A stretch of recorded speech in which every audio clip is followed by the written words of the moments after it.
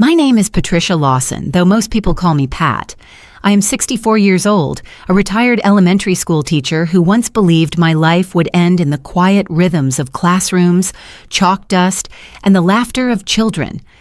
I never imagined that in my later years, my family, my own flesh and blood, would push me to the very edge of a canyon trail on Thanksgiving afternoon. Yet that is exactly where I found myself at 2:17 p.m., with my husband Harold gripping my hand so tightly his knuckles turned white, his breath ragged as he whispered in my ear, "Stay still. Not yet."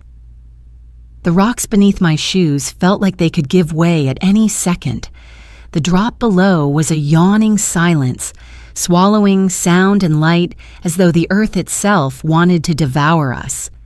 My son, Caleb, and his wife, Vanessa, stood just behind us, their faces painted with smiles, too wide, too sweet for the circumstance. They wanted a photograph, or so they claimed, but in the tremble of Harold's voice, I heard something far more chilling, the unspoken truth that our son was no longer our protector, but the one forcing us closer to the void. I remember the weight of the air pressing against my chest. The autumn wind tugged at my hair and carried with it the scent of pine needles and cold stone. For a fleeting second, I thought of Andrew, my firstborn, who had died in a canyon not unlike this one 25 years earlier. Back then, I clung to the explanation of an accident, because it was the only way I could survive the grief. But standing at the cliff's edge, Harold's whisper still echoing in my ear, I began to understand that what I had accepted as fate was something much darker, a truth I had been too afraid to face. My eyes caught Caleb's for the briefest moment. They were calm, almost rehearsed, as if this was not the first time he had stood in this role, the orchestrator of quiet ruin. And Vanessa, with her polished hair and flawless smile, had a gleam in her eyes that froze me more than the cold air ever could. It was the kind of look that told me we were not standing there by accident. In those seconds, I thought of my grandchildren, Ethan and Clara, still too young to understand the fractures running through our family. I thought of the kitchen table Harold had built with his hands when our boys were small, the same table where we had shared countless meals, birthdays, and the occasional quarrel. That table had always been solid, a symbol of what held us together, and yet here we were, about to be broken apart forever, not by time but by betrayal. The canyon did not roar, it did not threaten, it waited, patient and hungry. I felt Harold squeeze my hand again, grounding me, reminding me that this moment was not the end, not yet. I let out a slow breath, tasted the metallic fear on my tongue, and forced myself to remain still. Because sometimes survival is not in the scream or the struggle. It is in the silence, in the decision to wait one, more heartbeat before everything changes. You might think this is where my story ends, but it is only where the veil begins to tear. That afternoon on the cliff was not just about survival. It was about secrets Harold had carried for 25 years, secrets that would turn my understanding of family upside down. As soon as Caleb and Vanessa walked back a few steps, believing they had already won, Harold leaned toward me and with trembling lips revealed a truth darker than their betrayal. That moment split our lives in two, the world we thought we lived in, and the one we would uncover piece by piece. If you are still with me, you might already feel the same question that haunted me that day. How could a son, a boy I once cradled in my arms, lead us to the edge with steady hands and an empty heart? That is the journey I want to share with you.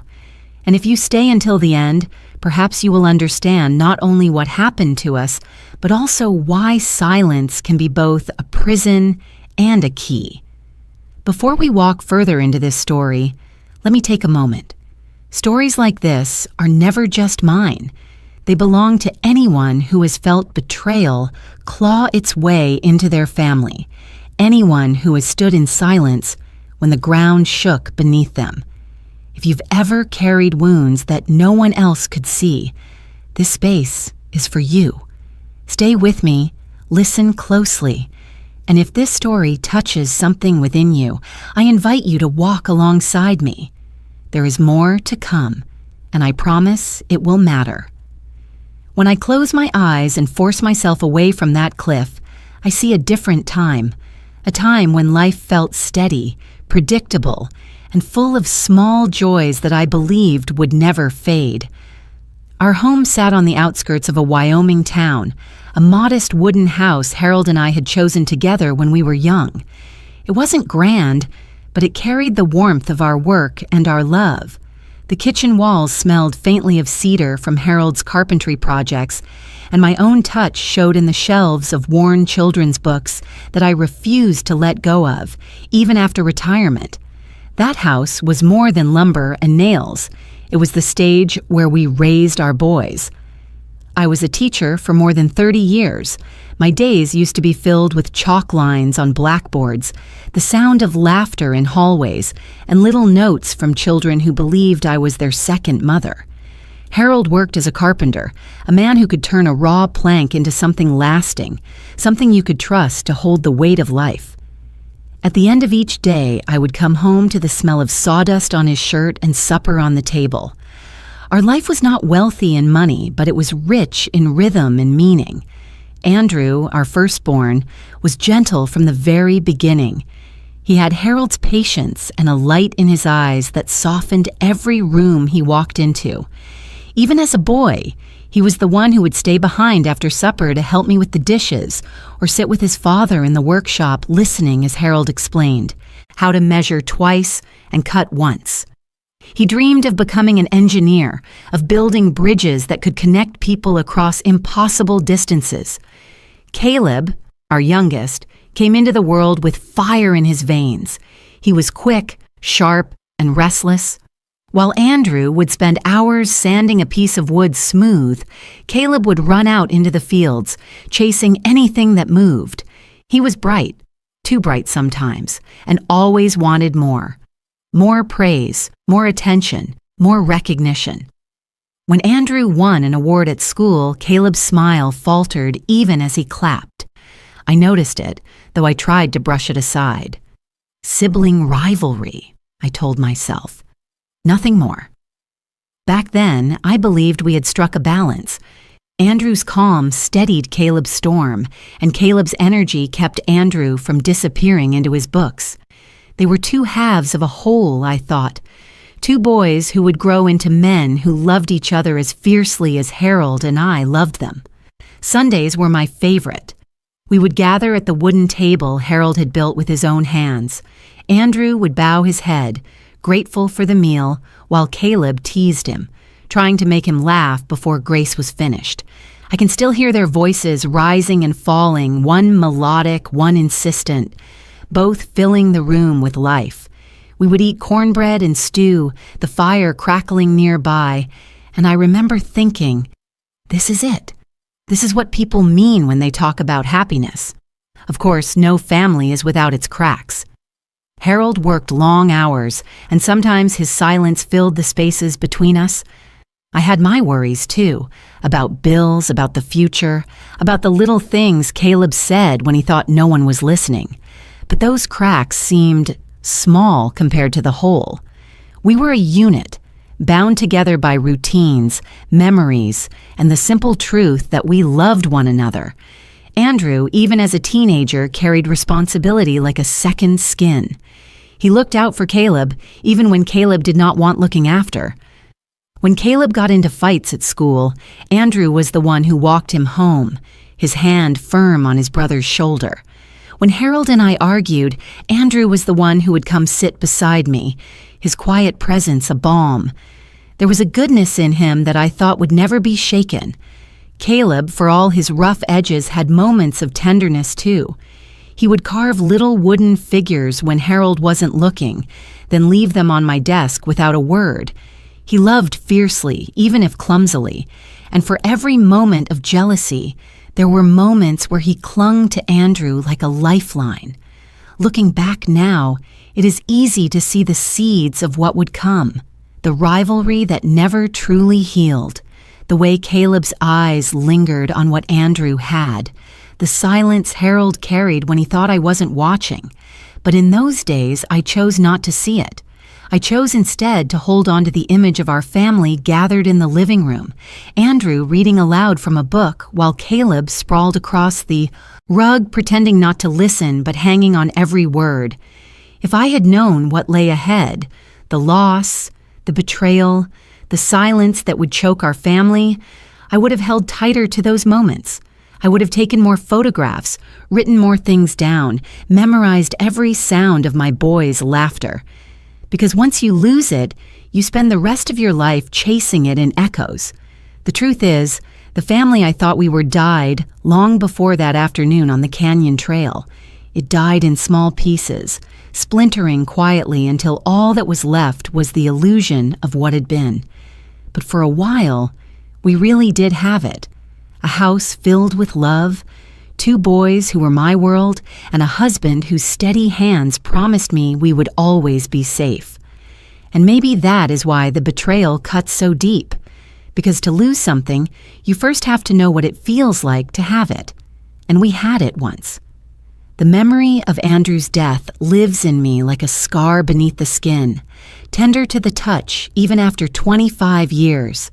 It was the spring of his senior year, a season when life should have been filled with possibility, with dreams too large for a small Wyoming town. He was 18, preparing to leave for college, and his acceptance letter to the University of Colorado sat neatly pinned to the refrigerator door. I remember the way he touched it every morning, almost reverently, as though afraid it might disappear if he didn't keep reminding himself it was real. The day he died began like any other. The air was sharp but warming, the snow receding from the mountainsides, leaving trails damp and dark with melting ice. Harold had spent the morning in his workshop, sanding the legs of a table he intended as a gift for Andrew's dorm room. I had been grading papers at the kitchen table, though my eyes often drifted toward the window where Andrew and Caleb stood by the truck, arguing in the driveway. It wasn't unusual. They were brothers, after all, and their arguments flared as often as they subsided. Still, something about their body language unsettled me. Andrew's arms folded tight, Caleb's fists clenching and unclenching at his sides. By afternoon, they had driven off together, saying they were headed for the canyon trail. Andrew wanted to take photographs, he explained, to capture the wild beauty before leaving for college. Caleb shrugged, trailing behind him, and I remember thinking how proud I was of Andrew for including his younger brother in what should have been his moment alone. That was who Andrew was, generous, forgiving, unwilling to leave anyone out. But when only Caleb returned hours later, his shirt stained with dust, his face blank in a way that chilled me to the marrow, I felt the ground tilt beneath me. It was an accident, he said flatly. Andrew slipped. He fell. The world stopped. I could hear the clock ticking on the wall, the soft creak of Harold's boots as he rushed out the door, the sound of my own heartbeat, thundering in my ears. I wanted to believe him. I had to believe him. The alternative was unbearable. We rushed to the canyon, the sheriff's truck already parked near the trailhead. The air was colder there, sharper, as though it had swallowed the warmth of the day along with my son. I remember the searchlights sweeping across the cliffs, the voices calling out Andrew's name, though I knew, deep in my bones, I would never hear his voice again. When they brought me his belongings, the camera strap torn, the lens shattered, I held them to my chest like they could bring him back. His body was found the next morning, broken against the rocks. They told me he had likely died instantly, that he hadn't suffered. But mothers know. We know when our children have been afraid, when their last moments were filled with terror instead of peace. I wanted to collapse. I wanted to follow him into that canyon and never come back. But Harold stood behind me, his hand steady on my shoulder, his eyes hollow with a grief so deep I thought it might consume him. We buried Andrew under a sky the color of ash, and I stood at his grave clutching Caleb's hand, telling myself that at least I still had one son left. But even then, something about Caleb unsettled me. He wept at the funeral, but the tears seemed forced, his sobs too measured, his eyes too dry the moment they left the gravesite. He didn't speak of Andrew in the days that followed, didn't linger in his room or leaf through his books. Instead, he avoided the subject entirely, as though Andrew had been erased. When I tried to ask him about that day, his answers were short, clipped, rehearsed. He slipped. I couldn't reach him. The words never changed, no matter how many times I asked, and every time I heard them, my heart fractured further, because something about his tone felt wrong. Harold, too, grew quieter after Andrew's death. He spent long hours in his workshop, the sound of hammering echoing into the night. He told me he was coping in his own way, but there was a shadow in his eyes I couldn't name. At times I would catch him looking at Caleb with something between suspicion and despair, but when I asked, he shook his head. "Let it rest, Pat," he would say, his voice rough. "Nothing good comes from digging where the earth has already closed." And so I did what mothers do. I swallowed my doubts. I clung to the belief that it had been a tragic accident, that God had taken my boy for reasons I would never understand. I folded Andrew's clothes neatly into boxes, placed his books on the highest shelf, and told myself it was better not to stir the ashes. But the silence ate at me. At night, I would hear echoes of Andrew's laughter in the hallway, see his shadow in the corner of my eye. I dreamed of him standing at the edge of the canyon, looking back at me with a question in his eyes.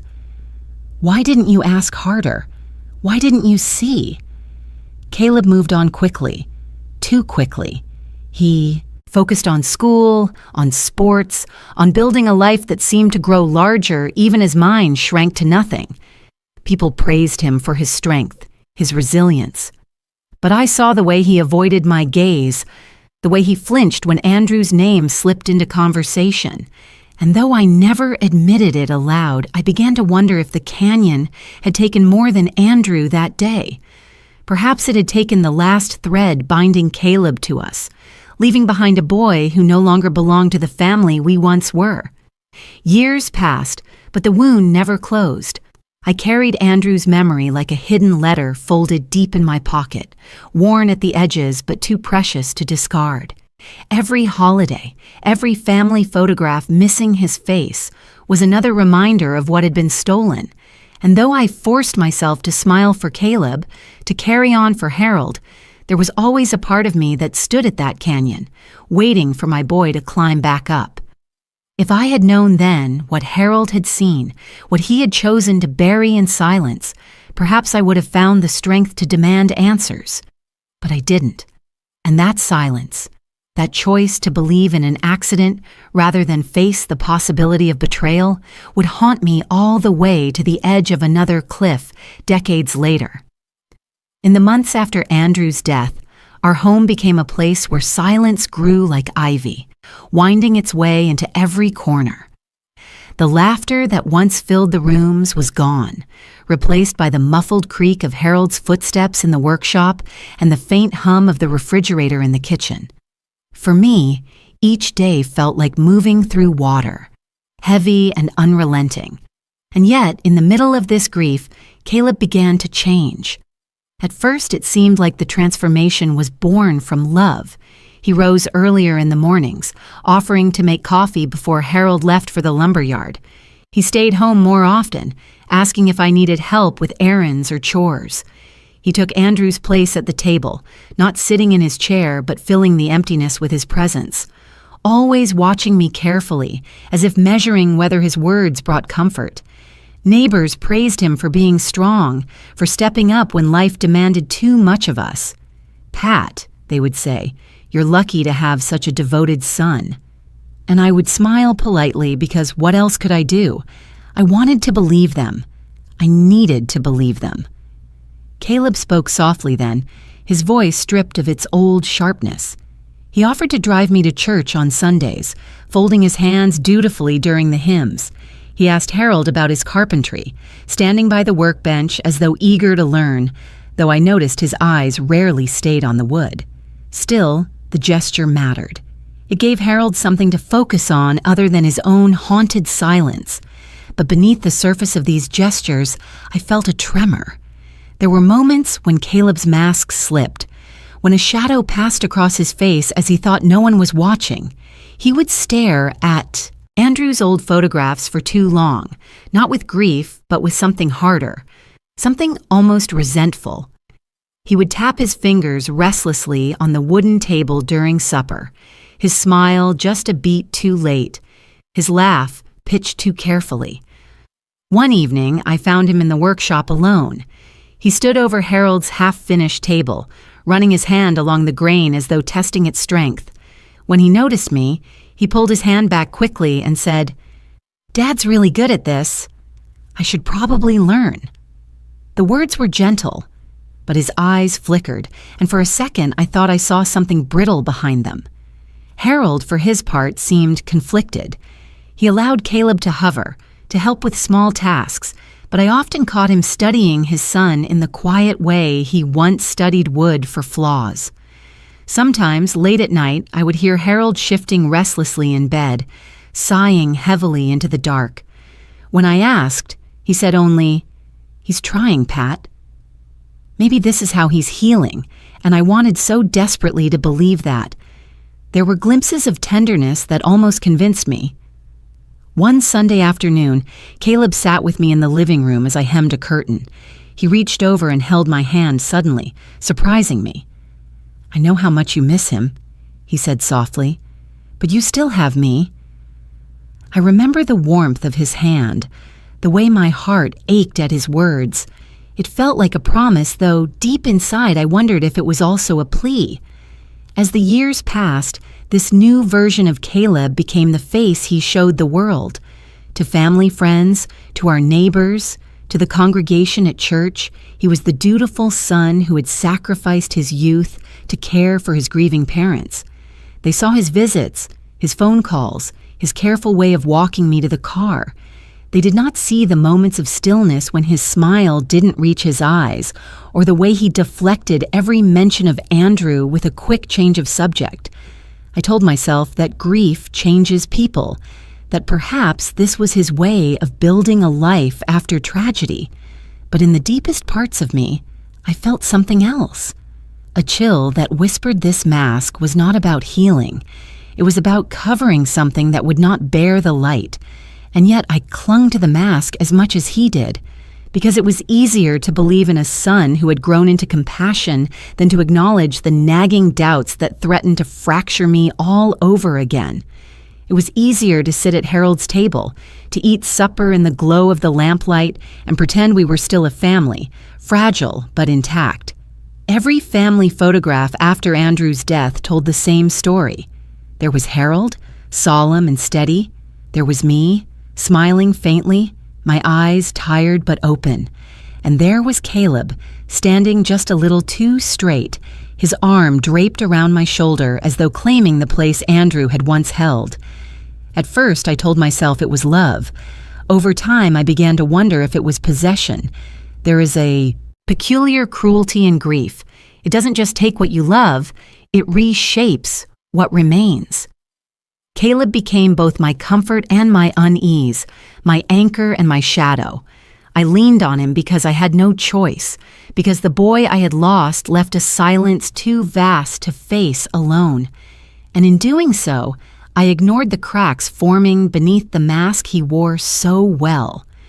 Looking back, I see now that every act of kindness carried the weight of calculation, every gesture carefully placed like wood in a frame he was building, not for me, not for Harold, but for himself.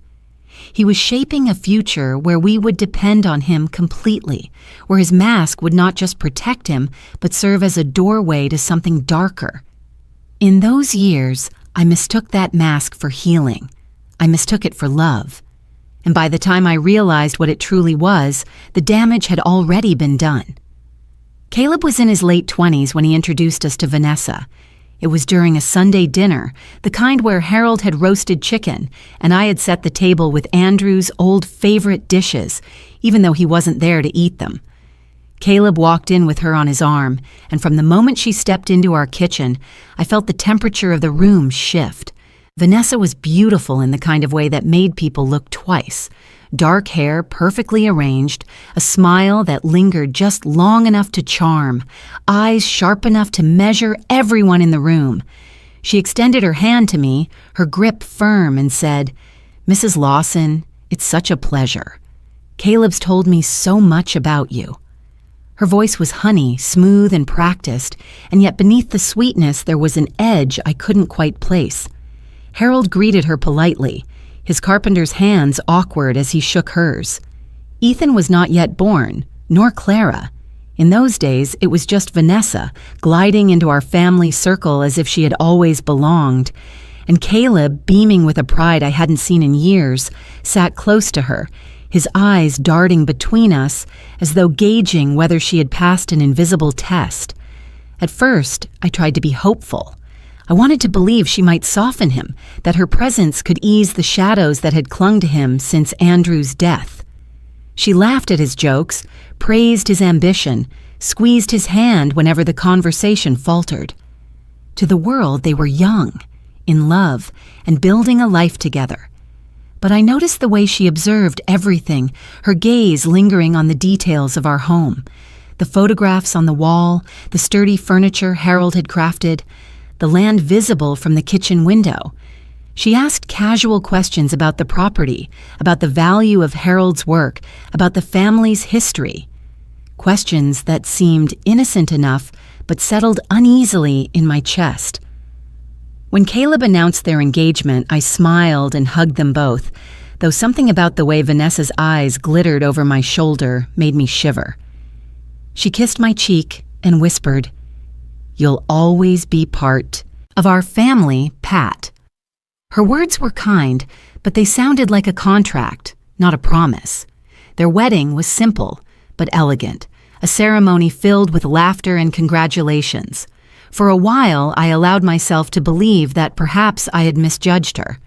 She hosted dinners, brought flowers, spoke sweetly to Harold and me, and yet in private moments, I would catch a flicker in her eyes when Caleb wasn't looking, a coldness that made me feel like she was less a daughter-in-law and more an accountant tallying the future. It was after their first year of marriage that the subject of the will came up. We were sitting at the dining table Harold had built, the one where Andrew once rested his elbows and Caleb once drummed his restless fingers. Caleb cleared his throat, his tone rehearsed. "Mom, Dad," he began, "Vanessa and I have been thinking about the future, about security, about what comes next. It might be time to update the will." The word hung in the air, heavy. I felt Harold stiffen beside me, his fork pausing mid-air. Caleb continued quickly, his smile practiced. "Of course, we're not saying anything needs to change now. It's just, life is unpredictable. We should make sure everything is in order." Vanessa reached across the table, her hand lightly brushing mine. "It's only practical, Pat. You've both worked so hard all your lives. You deserve peace of mind knowing things are settled." Her touch was warm, but her eyes were cool. I pulled my hand back slowly, forcing a smile. "We already have a will," I said softly. "Mr. Turner drafted it years ago." "Yes," Caleb replied smoothly, "but that was before Andrew. Before everything changed. It only makes sense to revise it to reflect where we are now." Harold set his fork down, his jaw tightening. "And where exactly do you think we are, son?" Caleb hesitated, but Vanessa did not. "You're older now," she said gently, as though speaking to children. "Things should be simpler, streamlined. You don't want complications later." The conversation ended that night with polite nods, but the subject did not go away. Caleb brought it up again and again, sometimes in passing, sometimes with Vanessa leading the discussion.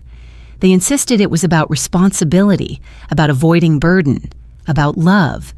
But each time, I felt the walls of our home close in just a little tighter. Finally, Harold and I agreed to meet with Mr. Turner, the lawyer who had been with our family for decades. He was a man of gray hair and patient eyes, the kind who had known us long enough to remember when Andrew was still a boy. He welcomed us into his office, his shelves lined with books worn by use. "I understand you want to revise the will," he said kindly. Harold shifted uncomfortably. "It's not what we want exactly." "It's what Caleb keeps pressing for Mr. Turner," nodded, his pen tapping lightly against his notebook. "Families often revisit these things as circumstances change. The important part is that it reflects your wishes, not anyone else's." As he spoke, I caught the faintest flicker of relief in Harold's eyes. But Caleb leaned forward eagerly, Vanessa beside him, her posture straight and commanding. "We just want to be sure there's clarity," Caleb said. "No confusion later." Mr. Turner looked at him, then back at us. "And what do you want, Pat?" he asked gently. I swallowed hard. I wanted Andrew back. I wanted my family whole again. I wanted to stop feeling the sharp edge of suspicion slicing into every word, but all I said was, "I want peace." Vanessa smiled then, triumphant in a way that made my stomach churn. She squeezed Caleb's hand beneath the table, and though she spoke no words, the message was clear. This was only the beginning. That night, after they had left, Harold sat at the kitchen table in silence. His hand rested on the wood he had shaped decades earlier, his fingers tracing the grain as though it could anchor him. Finally, he looked at me, his eyes weary. "She's not here for family, Pat," he whispered. "She's here for everything else." I nodded because I had seen it too, and in that moment I understood that the mask Caleb had worn for so many years had found its perfect complement. Together, he and Vanessa formed a facade polished enough to fool anyone, but not me, not anymore. The first real fracture came with the house. It was a late autumn evening, the Wyoming sky already dimming to a bruised violet when Caleb and Vanessa arrived unannounced. I was in the kitchen, preparing stew, the smell of onions and thyme clinging to the air. Harold sat at the table, sanding the edge of a small wooden box he had been carving. When the door swung open, their voices filled the space, bright and deliberate, like a performance rehearsed many times. "Mom, Dad," Caleb began, shrugging off his jacket. "We've been talking. Vanessa and I have an idea that could really help all of us." I exchanged a glance with Harold, his brow furrowing as he set down his sandpaper. "What kind of idea?" he asked cautiously. Vanessa's smile stretched as she placed a folder on the table. The papers inside were neatly arranged, too neat for something casual. "The market's strong right now. If you sell this house, you could downsize, maybe even move closer to town. Think of how much easier life would be. No more long drives for groceries, no more maintenance for Harold." Her tone was soothing, but her eyes flicked across the room, lingering on the photographs of Andrew still lining the walls. I felt a coldness creep through me. This was not about convenience. "This house isn't just lumber," Harold said firmly.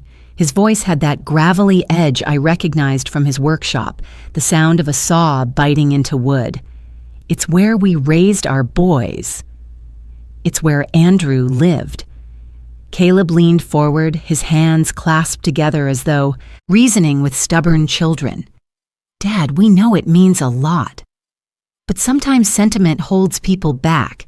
You and Mom could use the money for comfort, for travel, and Vanessa and I could finally have the space we need for Ethan and Clara." There it was, the truth slipping out from behind polished words. The house wasn't simply to be sold, it was to become theirs.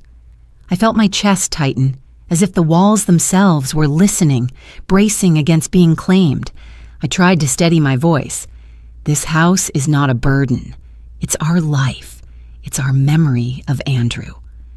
For the briefest moment, Caleb's expression hardened, his jaw clenched, his voice dropping into something sharper. Memories don't pay bills, Mom.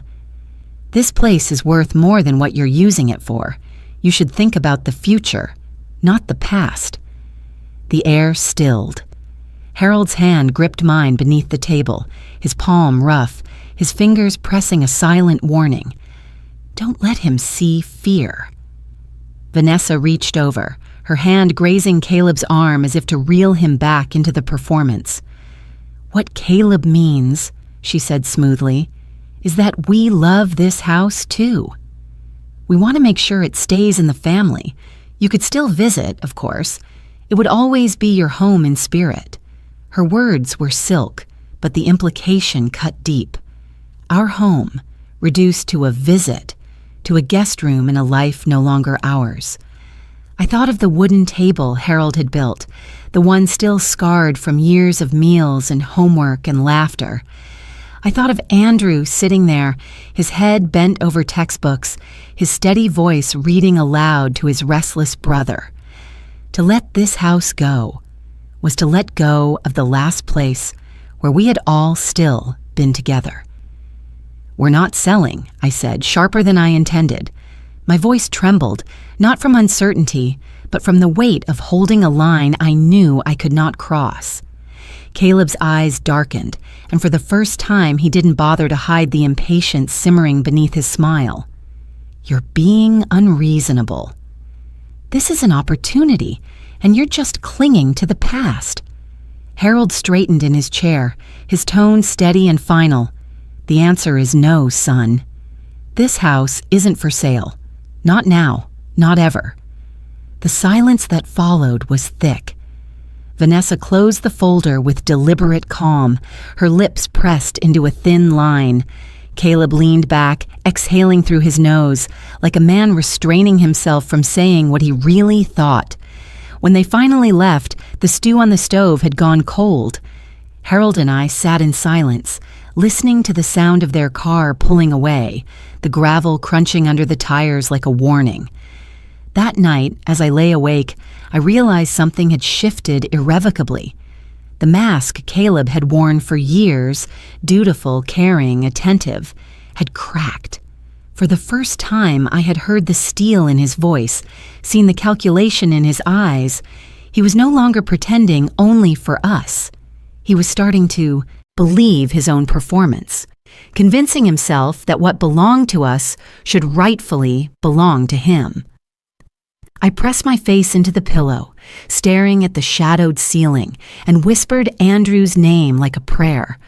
Because the son I had left was no longer the boy I remembered. He was a man with an agenda, and our house, the heart of our family, had become his target. The morning after Caleb and Vanessa tried to press us about the house, I couldn't shake the heaviness in my chest. Harold had already gone out to the workshop, the rhythmic knock of his hammer echoing through the thin autumn air. I stood in the kitchen, staring at the phone on the wall, my fingers itching to reach for it. For years, I had carried my doubts silently, convincing myself that suspicion was disloyalty, that mothers were meant to forgive. But something about Caleb's voice the night before, sharp and cold, broke through the dam I had built inside me. I dialed Sophie's number before I could talk myself out of it. My sister answered on the third ring, her voice brisk but warm, as though she had been waiting for me. "Pat," she said, "I was just thinking of you." I swallowed hard, the lump in my throat almost choking me.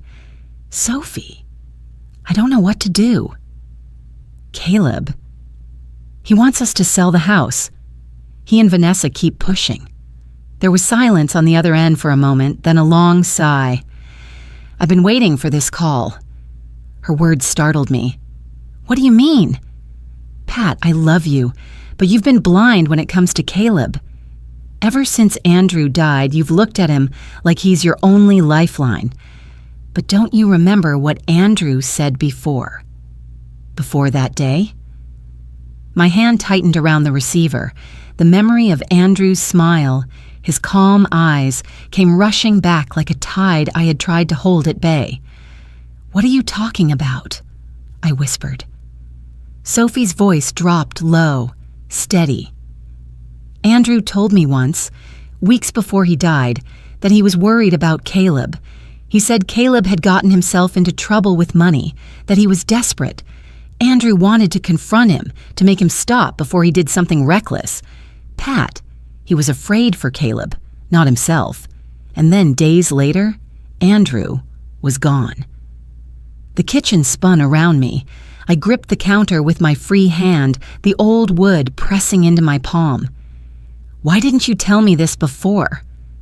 "I tried," she said gently, "but you wouldn't hear it. You were drowning in grief, and I didn't want to push you further under. I thought Harold might tell you one day. He always looked like he knew more than he let on." I turned to glance out the window, where Harold was bent over his bench, his shoulders hunched, his hands moving with methodical care. My heart sank.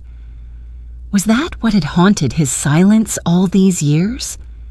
"Sophie," I said, my voice shaking, "are you saying Caleb had something to do with Andrew's death?" She didn't answer right away, and the silence stretched so long I thought the line had gone dead. Finally, she said, "I'm saying that Andrew didn't trust him, that he feared what Caleb was becoming, and if Andrew was right, then maybe you should start asking questions you've avoided for too long." I pressed my forehead against the cool glass of the window, my breath fogging it. I wanted to protest, to defend my son, to say that Caleb was flawed but not dangerous. Yet the image of his eyes at the dinner table, calculating, impatient, lingered in my mind. "What if I'm too late?" I whispered. "It's never too late to see the truth," Sophie said firmly, "but you need to be careful. Don't confront him outright. Watch, listen, and Pat, protect yourself. Protect Harold tears slip down my cheeks silently. I hadn't cried in years, not since Andrew's funeral, but now they came hot and fast, as though Sophie's words had unlocked something I'd hidden even from myself. "I don't want to believe this," I said. "He's my son." "He's still your son," Sophie said softly, "but that doesn't mean he isn't capable of hurting you. You've always believed love could fix anything, but sometimes love blinds us. You need to open your eyes, Pat. Andrew tried to warn us. Don't let his voice go unheard again." We spoke a while longer, but her words hung over me long after the call ended. I stood in the kitchen, staring at the old family photo that still sat on the counter. Andrew's smile glowed in it, his arm draped protectively over a younger Caleb. At the time, I had thought it was a symbol of brotherly love. Now, I wondered if Andrew had been holding him back, keeping him from something darker. I walked outside to where Harold worked, the sun catching in his thinning hair. He looked up when I approached, his eyes narrowing at the sight of my tear-streaked face. "What is it?" he asked. I opened my mouth, but the words caught in my throat. How could I tell him that Sophie had voiced aloud what I had always feared but never dared to speak? How could I place that weight on both of us without proof? So instead, I just shook my head. "Nothing," I murmured. "Just tired." But inside, I was anything but tired. I was wide awake for the first time in years, the echo of Sophie's warning thrumming in my chest like a second heartbeat. Andrew's voice, long silenced, seemed to rise again in memory, urging me to see what I had refused to see. And from that day forward, I knew the mask Caleb wore was not just about grief or duty. It was about hiding, and I had to decide whether I would continue to protect him with my silence or finally face the truth my sister had laid bare. The days after Sophie's call were a blur of unease. Her words lingered in my mind like an echo that wouldn't fade. Andrew had feared for Caleb. Andrew had wanted to confront him. I couldn't stop replaying those sentences over and over. Every time I looked at Caleb now, I saw not just my son, but the shadow of something darker trailing behind him. And when I looked at Harold, I began to wonder if Sophie was right, that he had carried more than grief all these years. One evening, I found him in the workshop long after the sun had dipped behind the ridge. The lamp cast a dull glow across the room, throwing his face into half light and half shadow. He was sanding the edge of a table, but the rhythm was uneven, distracted. His shoulders sagged, his movements weary. "Harold," I said softly, stepping into the room, "you're still working?" He didn't look up, couldn't sleep. I closed the door behind me, the sound sharp in the quiet. Neither can I. For a long moment, the only sound was the scrape of sandpaper against wood. Then I took a deep breath. Sophie told me something. That made him pause. His hand stilled, though he didn't raise his eyes. "What did she tell you?" "She said Andrew came to her before he died. He told her he was worried about Caleb, that Caleb was in trouble." With money, my voice faltered, but I forced myself to keep going. "Harold, did you know about that?" Finally, he set the sandpaper down. His hands, those steady hands that had built our home piece by piece, trembled as they rested on the wood. He let out a long breath, like air leaking from a wound that had been sealed too long. "I wasn't going to tell you," he said quietly. My heart thudded against my ribs. "Tell me what?" He turned then, his eyes hollow, his jaw tight. "I saw them that day, Pat. At the canyon, Andrew and Caleb. They were arguing, not just bickering like brothers, angry, furious. Caleb was shouting, Andrew trying to calm him down. I stayed back, thinking they'd work it out, but it didn't stop. It got worse. My knees nearly gave out, and I gripped the edge of the workbench. "Why didn't you say something before?" "Because I didn't want to believe what I saw," he said, his voice cracking. "Because when Andrew fell, I thought, what if Caleb pushed him? What if my own son?" He trailed off, covering his face with his hands. But then Caleb told the sheriff it was an accident, and God help me, I let it go. I let him say it. I didn't speak. The workshop spun around me. For years, I had clung to the story of an accident because it was the only thing that kept me breathing. And now, to hear Harold admit he had seen them fighting, that he had buried that truth for 25 years, was like losing Andrew all over again. "You let me believe a lie," I whispered, my throat raw. "All these years." Harold dropped his hands, his eyes wet. "I thought I was protecting you. Protecting us. You were drowning, Pat. If I had told you then, it would have destroyed you. I thought, maybe if we stayed quiet, Caleb would change. Maybe guilt would soften him. But it didn't. It only made him colder. The sound of my own pulse filled my ears. And you carried this alone?" He nodded slowly. "Every day, every time I looked at him, I saw Andrew falling all over again. I hated myself for not shouting, for not telling the truth. But what good would it have done? Andrew was already gone, and Caleb was still our son." Tears blurred my vision. I turned away, staring at the wooden table he had been working on. Its surface was smooth, but underneath, hidden knots weakened the grain. Harold had taught Andrew to spot them, to carve around them so the wood would hold. But Harold had failed to do the same with our family. "Do you know what this means?" I asked finally, my voice trembling. "If Caleb could do that to his own brother, what do you think he's capable of now?" Harold's silence was answer enough. I sank into a chair, my hands shaking. All this time, I thought grief had made me paranoid. I thought the unease I felt around Caleb was just guilt. But Sophie was right. Andrew tried to warn us, and we didn't listen. Harold sat across from me, his shoulders heavy, his face lined with years of regret. "I failed him, Pat. I failed Andrew. And I failed you." The confession hung in the air, raw and unbearable. For a long while, neither of us spoke. The only sound was the faint ticking of the old clock in the hallway, marking each second we could never take back. Finally, I reached across the table, placing my hand over Harold's. His skin was rough, calloused, familiar. "We can't change the past," I said softly, "but we can face the present.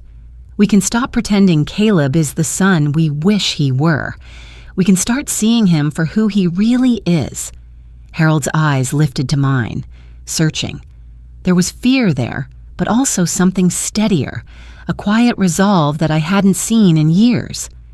"You're right," he said finally. "It's time." And in that moment, I knew our silence had ended. For the first time in 25 years, the truth had cracked open between us.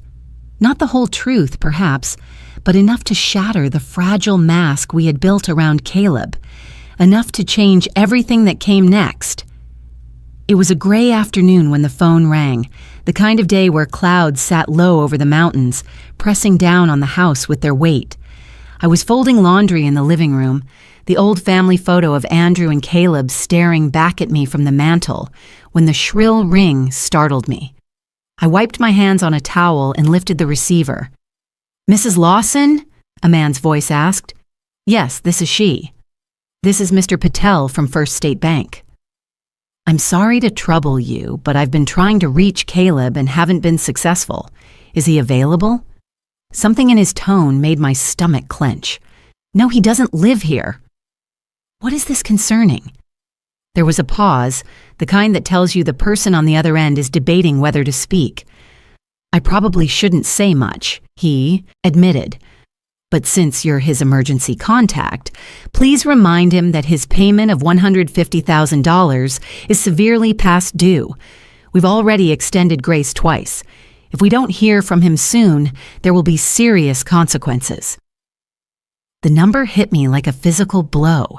$150,000. My hand tightened on the receiver, knuckles pale. I see," I managed to whisper. "Thank you for letting me know." When I hung up, the silence of the room felt unbearable. I stared at the folded shirts in my lap, my mind reeling. Caleb had never mentioned anything about a loan, let alone one so large. And yet, suddenly, all the pieces began to slide into place. The urgency about the will, the insistence on selling the house, the sharpness in his voice when we refused. It wasn't about convenience. It wasn't even about inheritance. It was about survival. His survival. I carried the weight of the call to the workshop where Harold was planing a piece of wood. The smell of sawdust filled the air, grounding and familiar. For a moment, I watched him, his steady hands guiding the tool across the grain, as if creating something solid could erase the fractures in our family. "Harold," I said softly. He looked up, saw my face, and set the tool aside. "What is it?" I took a deep breath. "The bank called. About Caleb." His jaw tightened. "What did they say?" "He owes them $150,000. He's behind on his payments. They've tried to reach him, but he's not answering."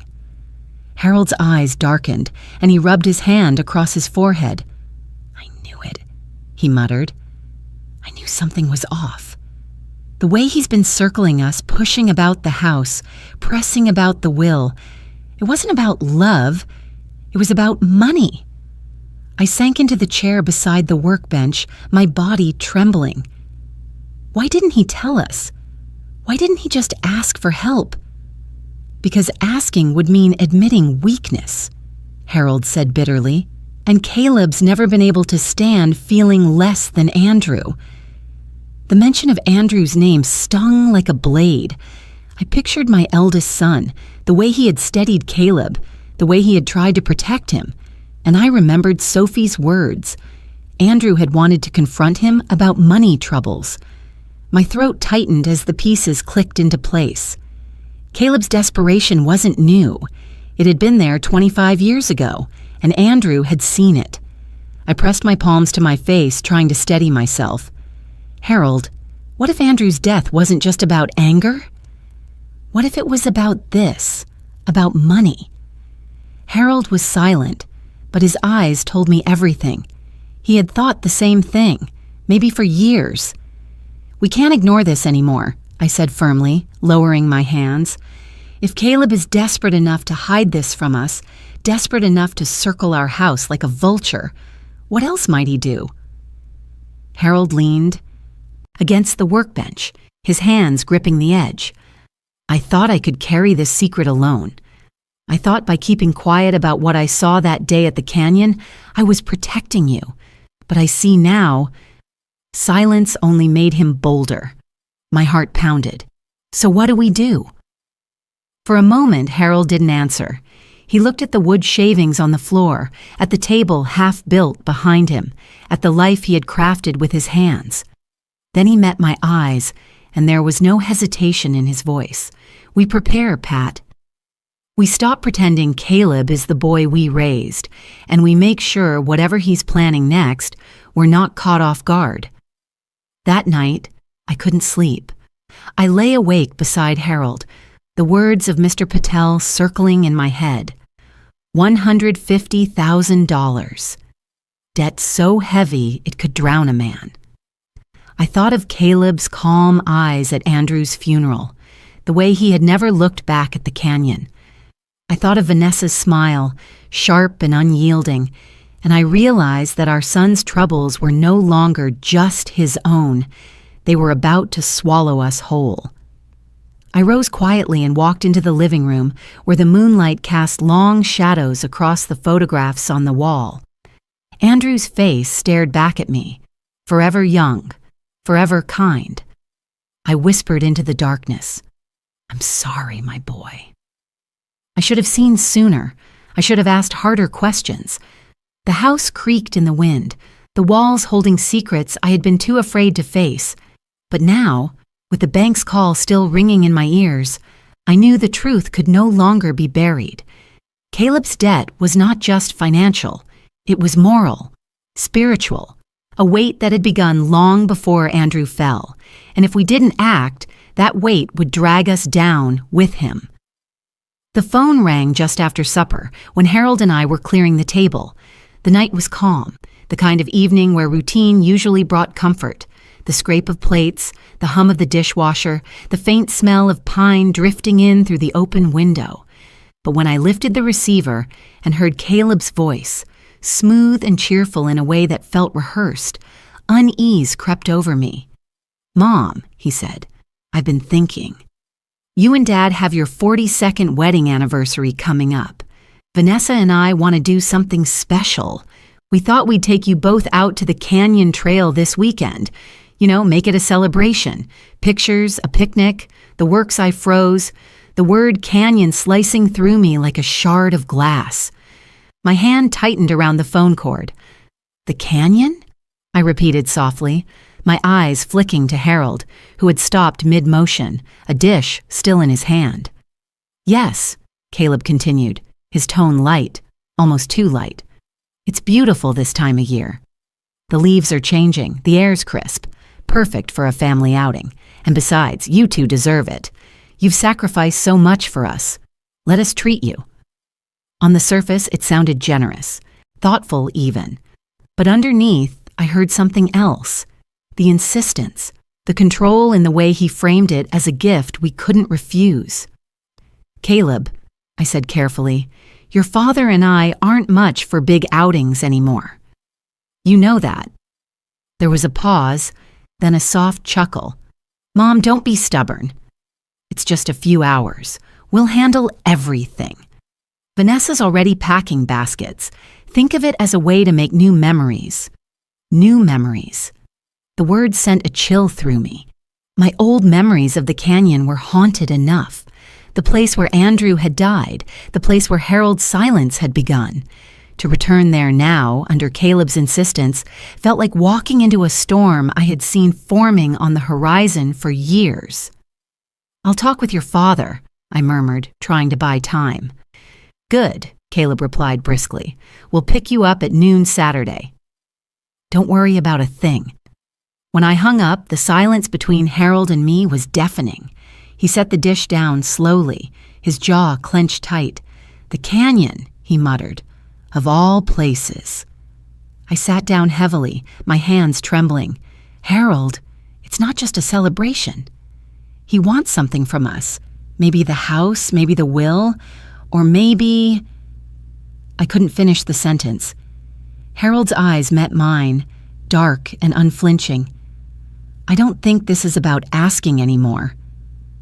I think it's about forcing a cold weight settled in my stomach. What do we do?" He was silent for a long moment, then he walked to the drawer near his workbench and pulled out a small black recorder. He set it on the table between us. "I bought this a week ago. Thought it might come to this. If Caleb says anything that proves what he's planning, we'll have it. No more silence, Pat. No more burying the truth." I stared at the recorder, the gravity of it sinking in. It felt strange, preparing to protect ourselves from our own son. But after the bank's call, after Sophie's warning, after Harold's confession, I knew we had no other choice. That night, I wrote a letter to Sophie. I didn't explain everything, just enough so she would know if something happened, where to look, who to question. My handwriting trembled on the page, but the act of writing steadied me. I folded it carefully and tucked it inside an envelope, leaving it in my nightstand drawer. In bed, Harold lay awake beside me, his breathing uneven. "I'll carry the recorder," he whispered.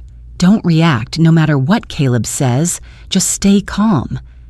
Let him reveal himself." I nodded, though fear pressed against my chest like a weight I couldn't lift. "What if it's too late, Harold?" He turned toward me, his face etched with lines deeper than the years alone could explain. "It's only too late if we stay silent again." Sleep didn't come easily. When I did drift off, I dreamed of Andrew standing at the canyon edge, his face calm but his voice urgent. "Don't let him take more from you, Mom," he said. "Don't let silence be the weapon again." I woke before dawn, the dream still echoing in my ears. As the first light filtered through the curtains, I looked over at Harold. He was already awake, his hand resting on the recorder. Our eyes met and no words were needed. We both knew Saturday would not be a celebration. It would be a reckoning. The days leading up to Saturday stretched long and heavy, like hours stitched together with thread too thin to hold. I moved through them quietly, doing the small tasks of life, folding laundry, watering plants, preparing meals. But every motion carried a weight I couldn't set down. The letter I had written to Sophie remained hidden in my nightstand, its presence like a heartbeat in the dark. I touched it each night, reminding myself that if something happened, at least one person outside this house would know where the trail began. Harold carried the recorder with him constantly, almost obsessively. He would slip it in and out of his pocket, checking the battery, testing the small red light. I watched him polish the wood of the box he'd been carving for weeks, his hands steady but his eyes clouded. Once I asked him what he was thinking, and he only said, "I'm thinking about what silence cost us before." I didn't press him. I knew the answer because I was thinking the same. Inside me, two voices warred. One told me to keep the peace, to nod and smile, to accept Caleb's invitation with grace. Families survive by forgiveness, I reminded myself, by looking past flaws and clinging to love. But the other voice, the one I had buried for decades, rose louder each day. It whispered that forgiveness without truth is not love at all, but surrender.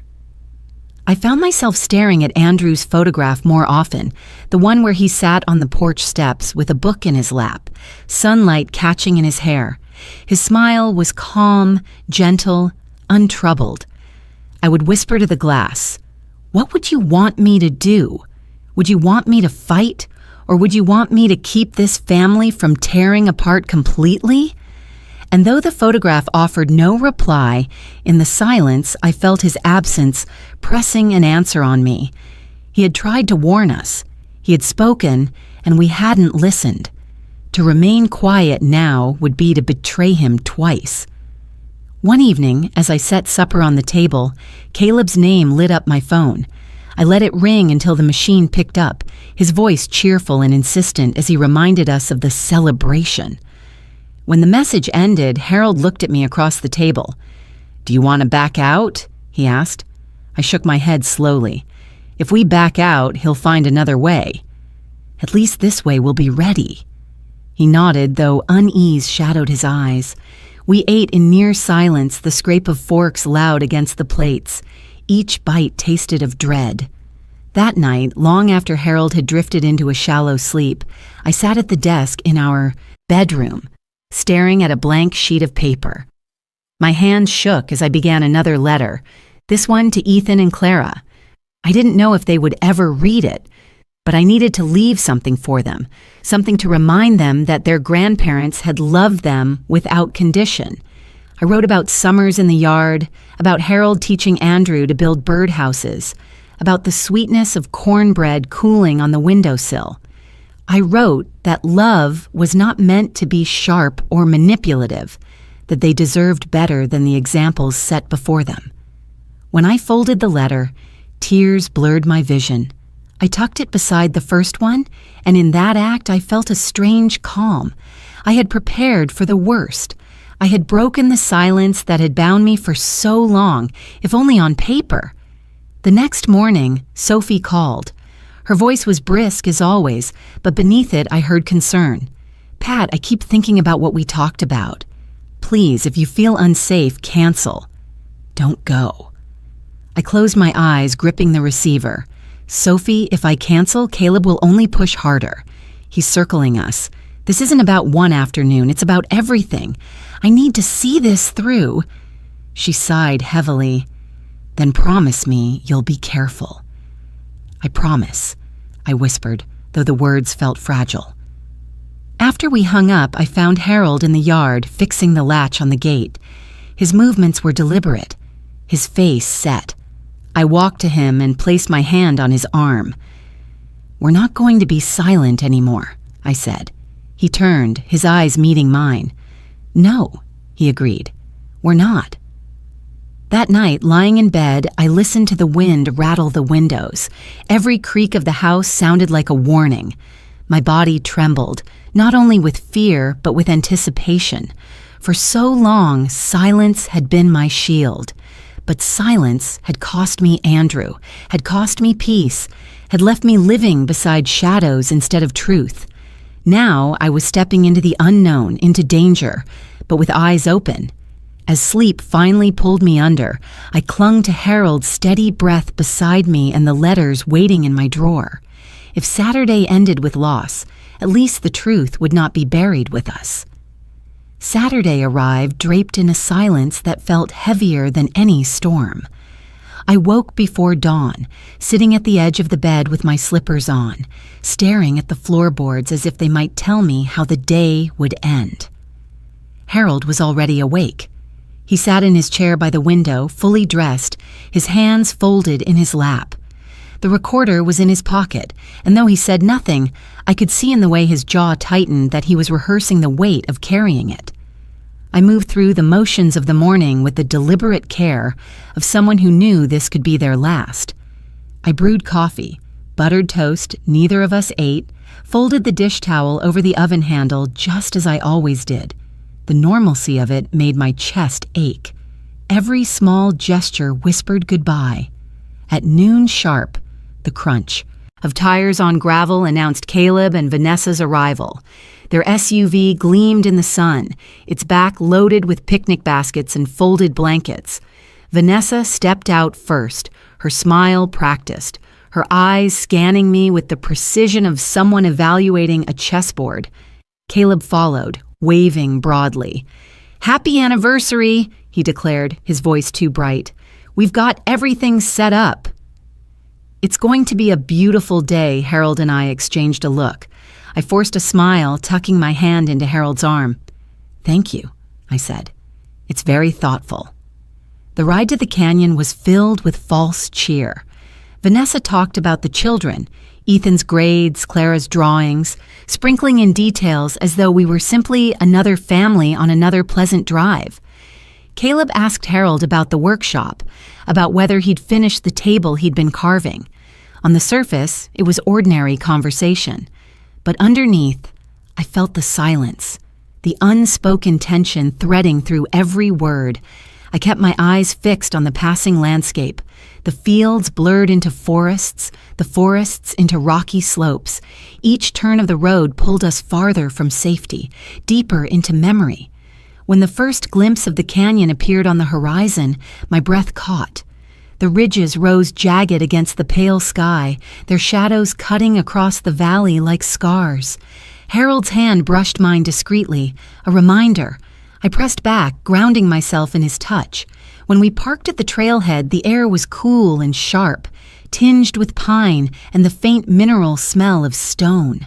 Vanessa spread a blanket, unpacking sandwiches and bottles of sparkling water, her movement smooth and deliberate. Caleb insisted on taking photographs, lining us up against the backdrop of the cliffs. "Smile, Mom," he said, lifting the camera. "This is going to be one for the books." I tried, though my lips trembled. Behind me, the canyon yawned wide and endless. I felt the same chill I had felt the day Andrew died, the same sense of standing at the edge of something too vast to comprehend. As we ate, Caleb's charm never faltered. He poured drinks, offered seconds, laughed at Vanessa's stories. But I noticed the way he kept glancing toward the cliff, the way his eyes lingered on Harold and me, as though calculating distance, timing. Vanessa, too, played her role with perfection. She spoke gently, praising the view, brushing crumbs from Caleb's sleeve. Yet when our eyes met, her smile froze. And in that stillness, I saw the truth. This was not celebration. This was preparation. I nibbled at my sandwich, my stomach tight with dread. Harold sipped his drink, his face unreadable, but I knew his every sense was sharpened. The recorder in his pocket was switched on, its silent red light bearing witness. After lunch, Caleb clapped his hands together. "All right, let's stretch our legs." "The overlook is just a short walk." "You'll love it, Mom. The best view in the whole state." I hesitated, my heart pounding. "Caleb, maybe we should stay here. The rocks can be tricky." He laughed, sliding an arm around my shoulder, guiding me forward. "Don't worry. I've got you." The path narrowed as we walked, the ground crunching beneath our feet. To my right, the canyon opened, vast and merciless. The air grew thinner, the wind sharper, tugging at my sweater. Harold walked close behind, his steps steady but heavy. Vanessa trailed, humming softly, her eyes always on us. Every footstep felt like a countdown. I thought of Andrew, of his last moments, of the fight Harold had seen. I thought of Sophie's warning, of the letters I had written. I thought of Ethan and Clara, who had no idea what kind of storm their parents were carrying them into. At last, we reached the overlook. Caleb turned, his smile wide, his arms spreading as though unveiling a stage. "See? Isn't it worth it?" The canyon stretched before us, a scar carved deep into the earth. My breath caught at its vastness, at the way the light caught the rocks in shades of gold and red. Beautiful. Terrible. A place where lives could vanish with a single misstep. Harold moved closer, his hand brushing mine again. His voice was steady but low, just for me. "Stay calm. Let it play out." I nodded, my throat too tight to speak. And so we stood there, framed by beauty and danger, by memory and dread. Caleb raised the camera once more, his eyes glinting as he said, "Let's get closer to the edge." The picture will be perfect. The sun had begun to slip westward, spilling long shadows across the canyon, when Caleb beckoned us closer to the overlook. His camera dangled from his neck, swaying gently with each step. Vanessa walked just behind him, her eyes sharp and unyielding, despite the faint smile fixed on her lips. "Come on, Mom, Dad," Caleb urged, waving us forward. "Stand right there, closer to the edge." The shot will be incredible. The edge. The word tightened around my chest like a rope. The wind picked up, carrying the dry scent of dust and pine, rustling through my hair. Beneath us, the canyon yawned wide and merciless, its silence deeper than any church I'd ever stepped into. I hesitated, glancing at Harold. His jaw was clenched, his eyes locked on Caleb, but he gave the faintest nod. A silent message. Go along, but stay alert. We shuffled forward. The ground beneath my shoes felt brittle, pebbles scattering with each step. I thought of Andrew. His fall, the questions left unanswered, the weight of silence Harold had carried for 25 years. I thought of Sophie's warning, of the letters tucked away in my drawer. Every step toward that edge felt like walking straight into destiny. Perfect, Caleb said, positioning us. A little closer, Mom. Dad, put your arm around her, Vanessa. Get ready. His voice was cheerful, but the cheer rang hollow. I could hear the strain beneath it, the urgency of a man cornered. His debts, his failures, the cracks in his carefully built mask. They were all pressing him forward, pushing him toward this moment. I stood stiffly, my back to the canyon. The wind tugged harder now, my skirt whipping against my legs. Caleb adjusted the camera, then stepped forward, his hands reaching not for the lens, but for Harold's shoulder. And that was when Harold leaned in close, his voice a low murmur against my ear. Stay still. Not yet. The words sent a shiver down my spine. They were more than a warning. They were a command, a plea for patience in the face of terror. Caleb's hand pressed harder against Harold's back. I felt the shift of weight, the subtle forward push. Harold staggered a step closer to the edge, and I instinctively tightened my grip on his arm. My heart thundered in my chest, each beat echoing in the hollow below. Smile, Caleb said, his tone sharper now. This is a celebration, remember? Vanessa laughed softly, though there was no joy in it. Hold still, Pat. You'll ruin the picture if you keep shaking. Her eyes met mine, and in them I saw no warmth, no family, only calculation. The kind of cold determination that had nothing to do with photographs or anniversaries. I felt the ground shift beneath my heels, a tiny crumble of dirt sliding away into the abyss. My breath caught. I was one step from vanishing, one heartbeat from joining Andrew in the canyon below. Caleb's hand lingered on Harold's shoulder, steady, insistent. Caleb, I whispered, my voice barely carrying over the wind. Please. For a fleeting moment, his expression cracked. His jaw tightened, his eyes flickered. I saw the boy he once was, the child who had carved small wooden figures and left them on my desk without a word. But then it was gone, replaced by the man driven by debt, envy, and desperation. Closer, he ordered. Just one more step. Harold's grip on my hand tightened painfully, anchoring me. His voice, rough and steady, whispered again. Not yet. The tension in the air was unbearable, stretched to its breaking point. My pulse hammered in my ears, drowning out everything else. Caleb's hand pressed forward and I braced myself, every muscle rigid. For a moment, time fractured. The canyon below spinning, Andrew's face flashing in my memory, Sophie's warning ringing in my head. Then, just as suddenly, Caleb released his hand, stepping back with a broad grin. Perfect, he said as if nothing had happened. That's the shot. Harold exhaled slowly, his shoulders trembling beneath my hand. I forced a smile for the camera, though my lips felt carved from stone. Vanessa clicked the shutter, her eyes glinting with something that told me she knew exactly what had just transpired. We stepped back from the edge, my knees weak, my breath shallow. Caleb slung an arm around my shoulders, his laughter ringing hollow in the open air. See? I told you it would be worth it. But I knew what had almost happened, what would have happened if Harold hadn't anchored us, if his whisper hadn't held me steady. The canyon had nearly claimed us, just as it had claimed Andrew. And in Caleb's forced smile, in Vanessa's satisfied silence, I saw the truth clearer than ever. This was not the end. It was only the beginning. The path back from the overlook was narrow, the ground uneven beneath our feet. The sun had dropped lower, staining the canyon walls in shades of rust and gold, but to me the light felt harsh, exposing every shadow inside my son's face.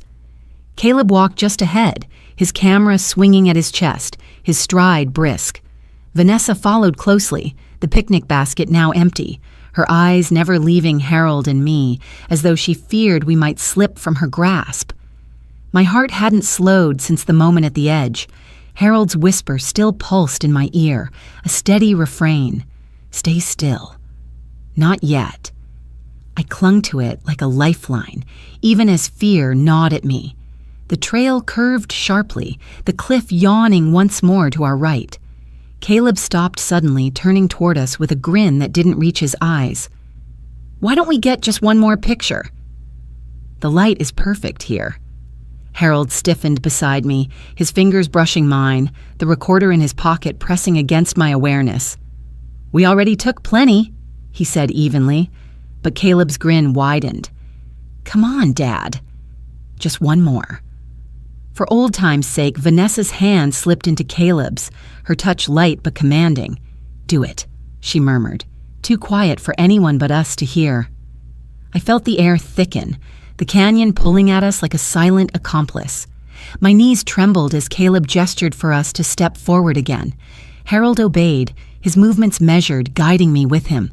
I wanted to scream, to run, but Andrew's memory pressed on me, reminding me that silence, patience, and timing were sometimes the only weapons left.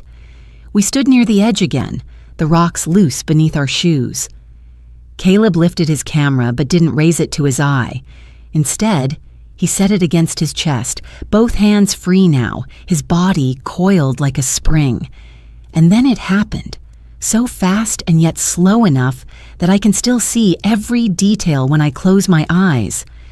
Caleb lunged forward, his shoulder striking Harold, his hands shoving hard. Vanessa gasped, not in surprise but in anticipation. The ground gave way beneath us, and for a heartbeat, the world tilted. I felt Harold's arm wrap around me, pulling me tight against him as we tumbled. The wind tore at my hair, the roar of the canyon rushing to meet us, and then impact. Not the fatal drop I had braced for, but a crashing slide down a ledge hidden just below. The rocks bruised my body, tore at my palms, but we were alive. I lay still, gasping, my heart thrashing in my chest. Above us, I heard Caleb's breathless laugh, the sound brittle and wild. "It's done," he muttered. Vanessa's voice followed, sharp with relief. "Finally." Harold's hand gripped mine tightly, his lips close to my ear. "Don't move. Don't let them know," so we lay there, motionless as though broken. My cheek pressed against the cold stone, my eyes half closed. From where I was, I could hear every word carried by the canyon's echo. "They'll call it an accident," Vanessa whispered. "Two old people too close to the edge. No one will question it." Caleb exhaled heavily. "The house will be ours." The will, too. No more debts hanging over my head. A wave of nausea rose inside me, but I forced my body to remain still. Harold's grip on my hand tightened every time my breath threatened to quicken, grounding me, reminding me that this was our moment to gather the truth we had been denied for so long. The canyon wind carried Caleb's next words clearly. "Andrew almost ruined everything back then. He was going to tell. I couldn't let him. And now—" His voice trailed off, heavy with the weight of confession. My eyes burned, tears threatening to spill, but I swallowed them back. Andrew's ghost had been whispering to me for years, but now his truth was laid bare in daylight. Our son had killed his brother, and today he had tried to kill us, too. Vanessa's voice cut through my thoughts. We should go. The longer we stay, the greater the chance someone sees us. Caleb muttered something, then their footsteps receded along the trail. Each crunch of gravel grew softer until silence reclaimed the canyon. Only then did Harold shift, wincing in pain. "We're alive," he whispered hoarsely. I turned to him, my body aching but intact. "You heard him," I breathed. "You heard what he said." He nodded grimly, and the recorder heard it too. For a moment, relief and grief tangled inside me. We had proof, but it came with the confirmation of what we had feared all along, that our own son had destroyed the family from within. Slowly, Harold helped me sit up, both of us battered but unbroken. The canyon stretched below us, vast and merciless, but in its echo we carried something stronger than fear. We carried truth. The ambulance ride blurred into fragments, flashing lights reflected on canyon walls, the jolt of wheels over uneven road, the faint antiseptic smell that clung to the paramedics' gloves.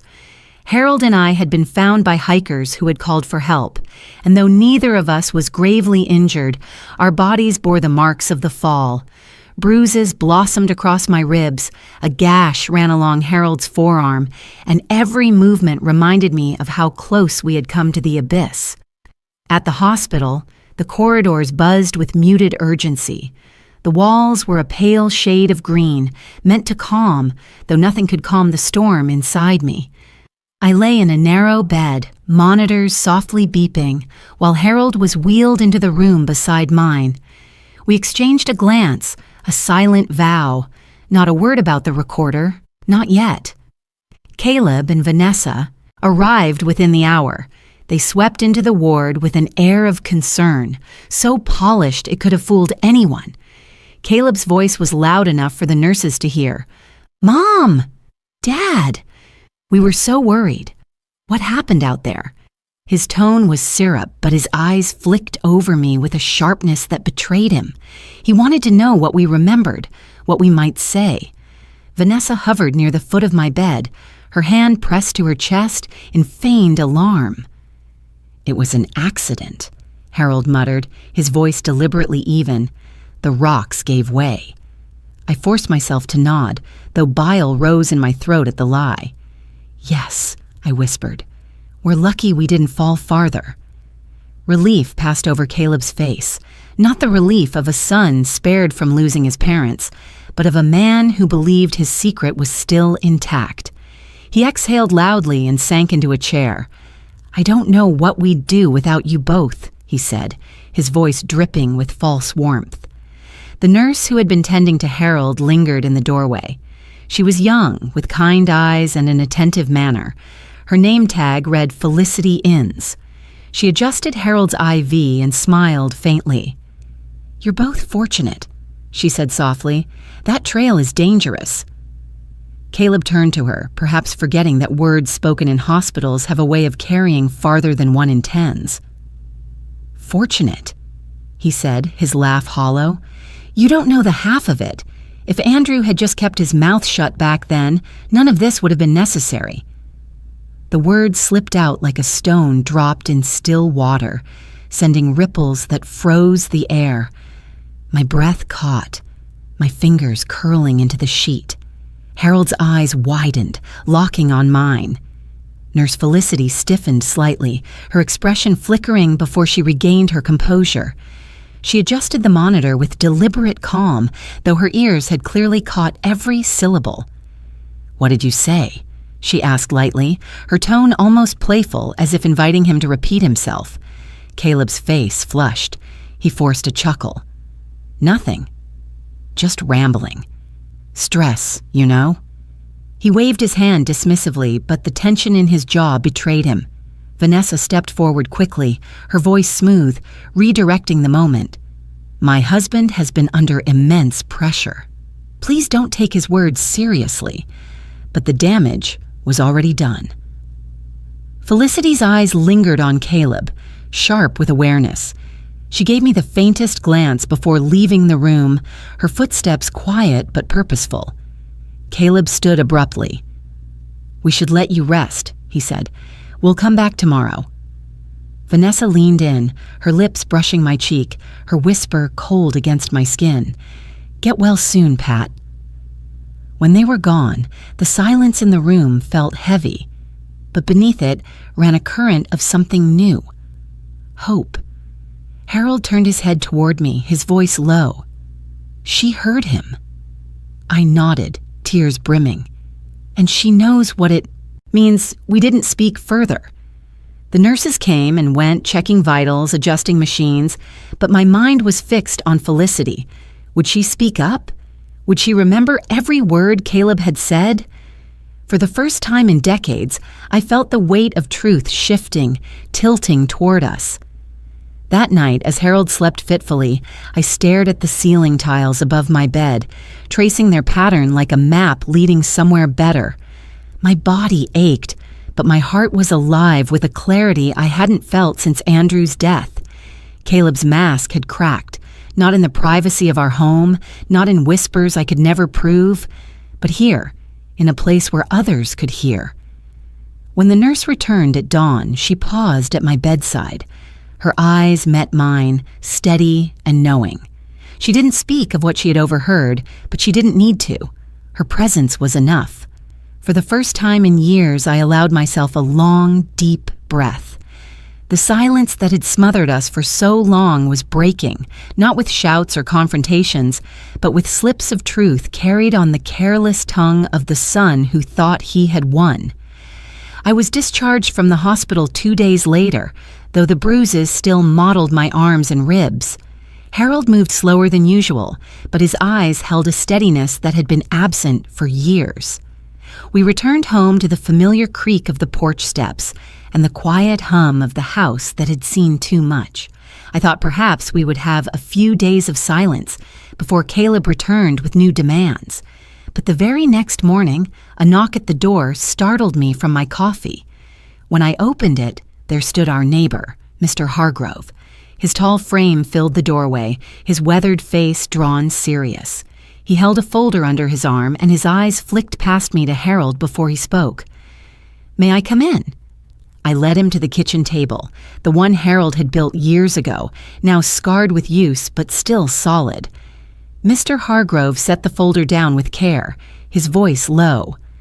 "I don't mean to intrude, but I've noticed things. And after what happened at the canyon, I can't stay silent." Harold and I exchanged a look. "What do you mean?" I asked cautiously. He opened the folder, spreading out papers that smelled faintly of ink and dust. "I work part-time at the courthouse now, filing records. I came across these last month. Loan documents, signatures, Caleb's, and yours." He slid the papers across the table toward us. I frowned, scanning the page. My name stared back at me, written in my familiar script, except it wasn't. The loops were off, the pressure uneven, a forgery. "That's not my signature," I said, my voice tightening. Harold picked up another sheet, his jaw tightening. "And that's not mine." Mr. Hargrove nodded grimly. "I thought so. He forged your names to secure loans. Multiple times. The amounts are staggering. The bank's been patient, but not for much longer.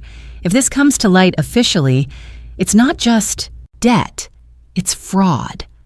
My stomach turned. Caleb hadn't just been circling us with words. He had been stealing from us in ink, binding us to his desperation without our consent. "There's more," Mr. Hargrove continued. He pulled out a stack of overdue notices, each one harsher than the last. "He's drowning, Pat. The walls are closing in. I've seen men ruin themselves in debt before. But Caleb, he's not just dragging himself down. He's dragging you with him." I pressed a hand to my chest, the weight of it nearly crushing. For years, I had wondered what secrets Caleb carried. Now the proof lay on our table, undeniable, each page a testimony of betrayal. Harold leaned back, his face etched with sorrow and resolve. So he's been lying to us for years, pretending to care while forging our names, using us as his safety net. Mr. Hargrove's eyes softened, though his voice remained firm. "I don't want to interfere in your family, but you deserve to know, and if the law comes calling, you'll need to be prepared." I folded my hands tightly, feeling the tremor in my bones. "Thank you, Mr. Hargrove. You did the right thing." He gave a small nod, gathered the rest of his folder, and rose to leave. At the door, he paused. "Pat, Harold, don't wait too long. Men like Caleb. When they feel cornered, they become dangerous." After he left, Harold and I sat in silence, staring at the papers spread before us. The morning light filtered through the curtains, falling across Andrew's photograph on the mantel. His eyes seemed to follow us, urging us to act. I reached across the table, my hand covering Harold's. "We have what we need now. His words at the canyon, his slip at the hospital, and this. For once, the truth isn't locked inside of us, it's written down." Harold nodded, his jaw set. "Then we'll take it to the right hands. No more protecting him. No more silence." The recorder in his pocket, the papers on our table, the memory of Felicity's knowing glance, all of it formed a net of truth too strong for Caleb to escape. For the first time in decades, I felt the weight on my chest ease, replaced not with peace but with purpose.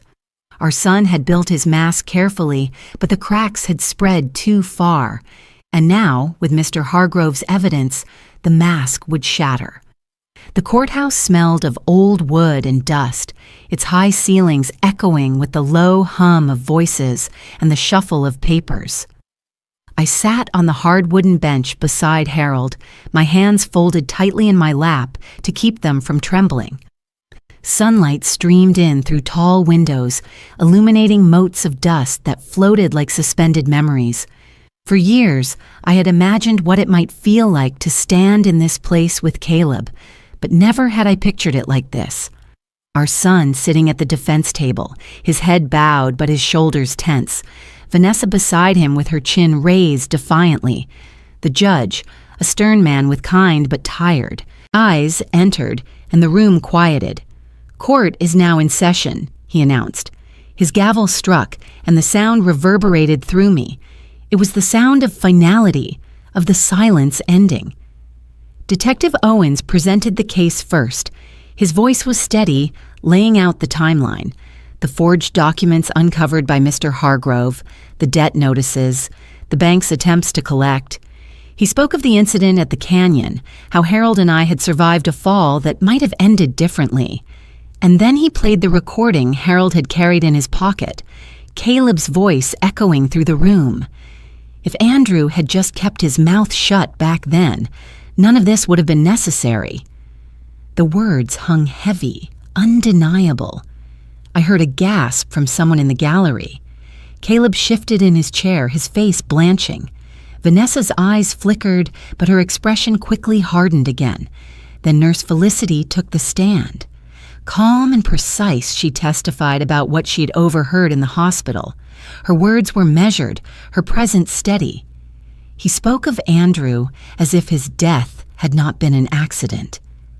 I knew what I heard. I knew it was important. The room seemed to shrink around me as the prosecutor asked if anyone else wished to testify.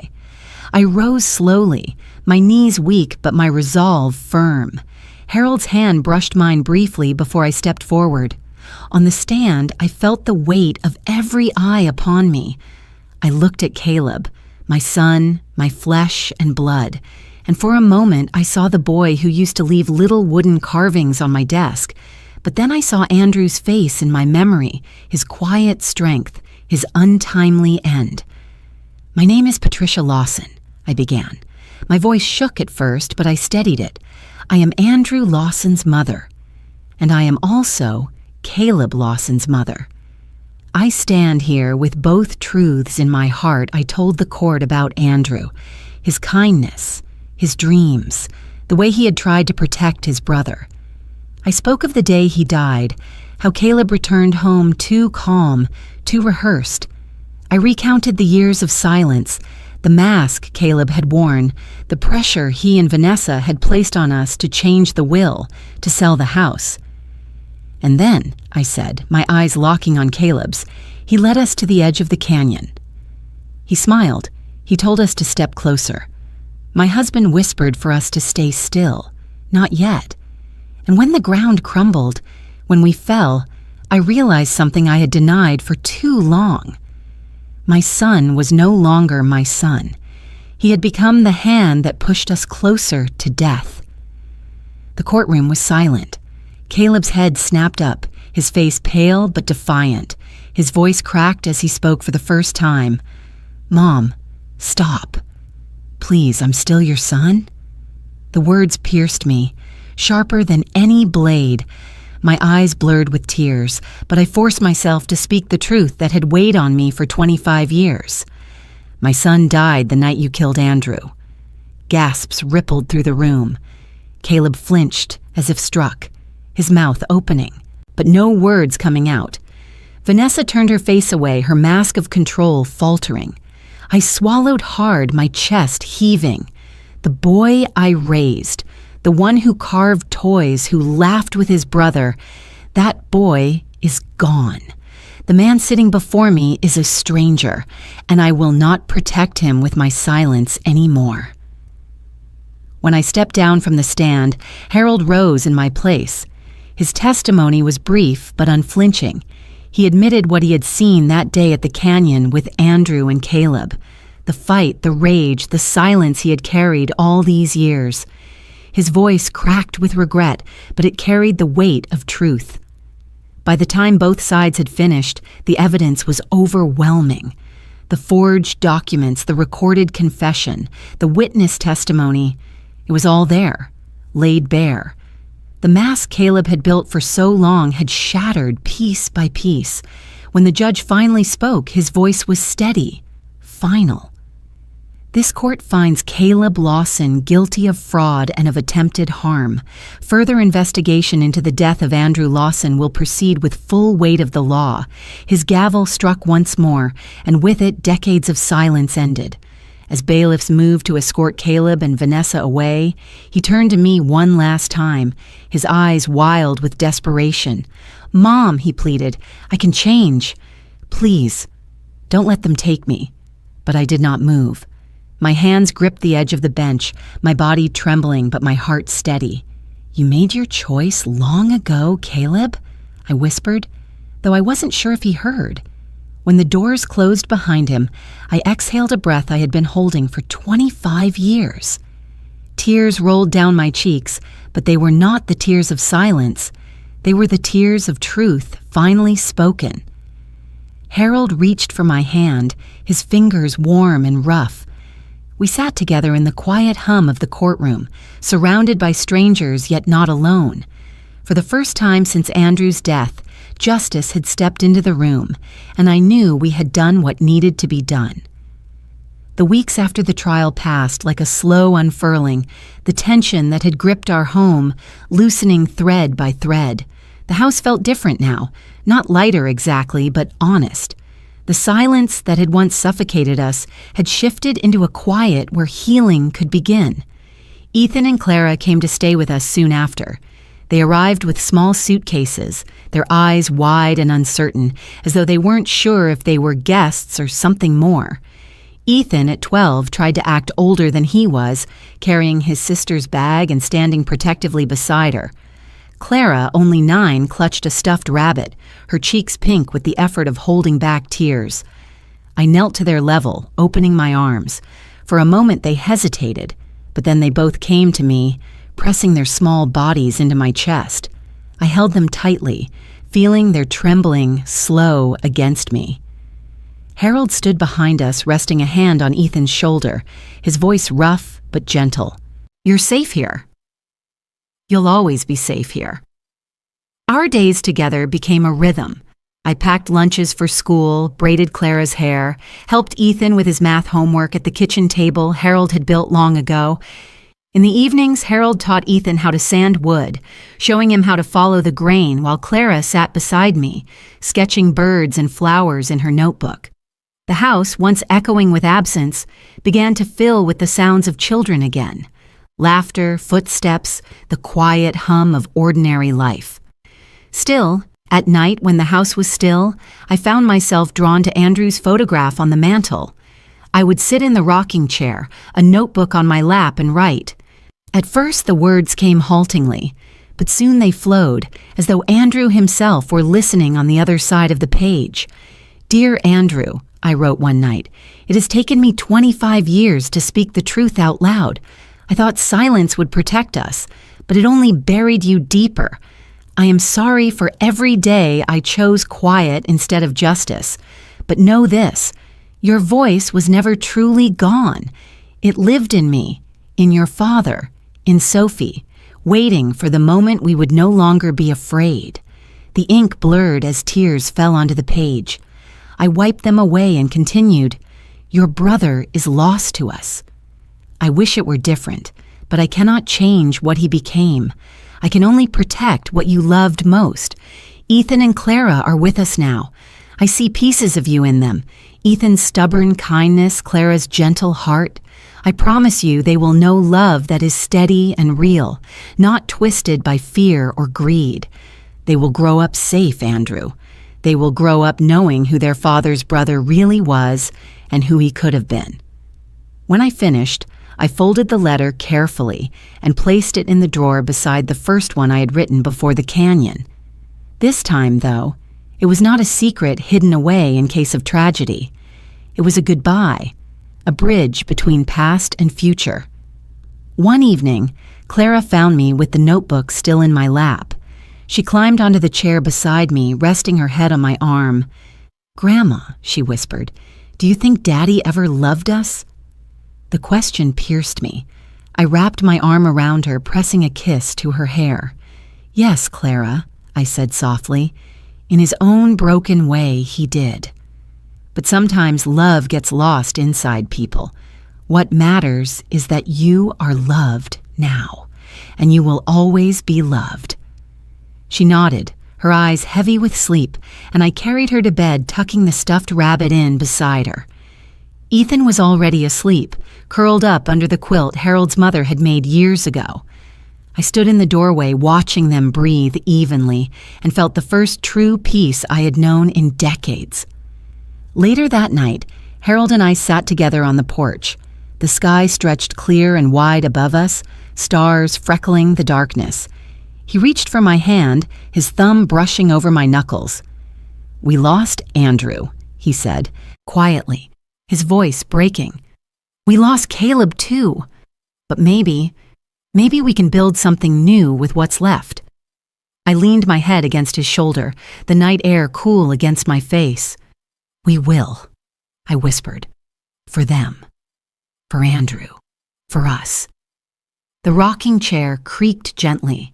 The night wrapped around us, and for the first time in 25 years, I no longer felt like I was waiting for the truth to rise.